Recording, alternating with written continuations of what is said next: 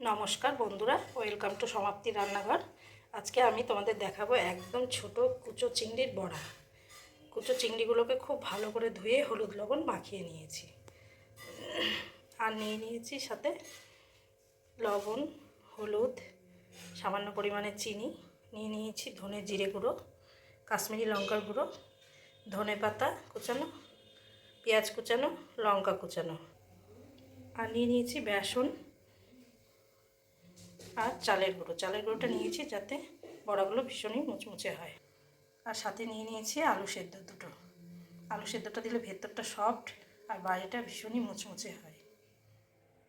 বড়া তৈরি করার জন্য সবগুলো উপকরণ একসাথে খুব ভালো করে মাখিয়ে নিয়েছি।